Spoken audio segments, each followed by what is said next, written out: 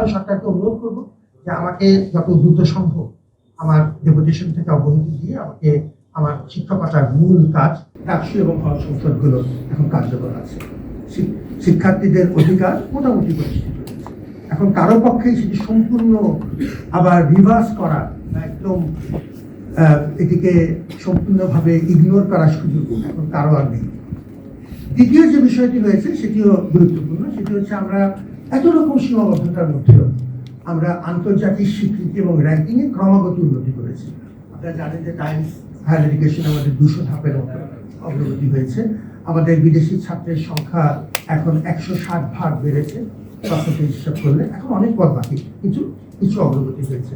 আমাদের রিসার্চ এবং পাবলিকেশনের সংখ্যা দ্রুত বেড়েছে। 2% যে তালিকাতে স্ট্যান্ডফোর্ড তৈরি করে সেই তালিকাতে আমাদের 46 জন গবেষক এখন আছে। তো আমরা ওভারঅল একটা পর্যায়ে আন্তর্জাতিক স্বীকৃতি পেতে পেরেছি।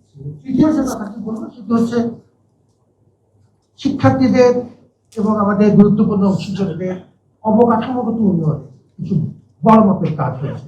বিশ্ববিদ্যালয়ের ইতিহাসে, স্মরণকালের ইতিহাসে আমি এই কথাগুলো খুব বিনীতভাবে বলি, যেটা বলি চেষ্টা করি যে এটা ফ্যাক্টস এন্ড ফিগার ঠিক রাখতে। আসলেই বিশ্ববিদ্যালয়ের স্মরণকালের ইতিহাসে সর্ববৃহৎ প্রকল্প এখন বাস্তবায়ন পর্যায়ে আছে। ওটা কাজ শুরু করেছি। আপনি জানেন যে 2841 কোটি টাকা। তাতে আমাদের আবাসনের সমস্যা, আমাদের একাডেমিক ভবনের সমস্যা এবং আমাদের রিসার্চের যে মৌলিক মান নিয়ে যে মারাত্মক অপ্রতুলতা, তার অনেকটুকুই কেটে যাবে। আগামী 4 থেকে 5 বছরে বিশ্ববিদ্যালয় একটি ভালো পর্যায়ে যাবে। আমি পরবর্তী প্রশাসনের জন্য আমার খুবই মমতা এবং ভালোবাসা, বহু কষ্ট করে সবাইকে সাথে নিয়ে, যেটা একজন কেউ কিছু করতে পারে না। প্রতিটি আমি এখন চোখ বন্ধ করে যখন ভাবি যে এই কঠিন পরিস্থিতিতে মানুষ আমার পাশে ছিল এবং প্রত্যেককে সাথে নিয়ে আমরা একটা পর্যায়ে এসেছি। অংশীদারদের আমার গভীর কৃতজ্ঞতা সাংবাদিকরা সঙ্গে, যে তাদেরকে সাথে নিয়ে এই যে ঊর্ধ্বমুখী ট্রেন্ডটা, এটা যেন কোনোভাবে আমরা ব্যাহত না করি, এই প্রবণতা যেন আমরা জিয়ে রাখতে পারি, সাস্টেইন করতে পারি। এটি হচ্ছে আমার এখন সবচেয়ে বড় চ্যালেঞ্জ। এই জন্য আমি সারা দেশবাসীকে ধন্যবাদ জানাচ্ছি যারা আমাদের উপর বিশ্বাস রেখেছিলেন, এই আমানত আমাকে দিয়েছিলেন। আমি যদ্দূর পেরেছি সেটা আমি করার চেষ্টা করেছি। আমার এতটুকু বক্তব্য ছিল, এই মুহূর্তে আমি হঠাৎ করে কোনো শূন্যতা সৃষ্টি করছি না, পদত্যাগ করে চলে যাচ্ছি না।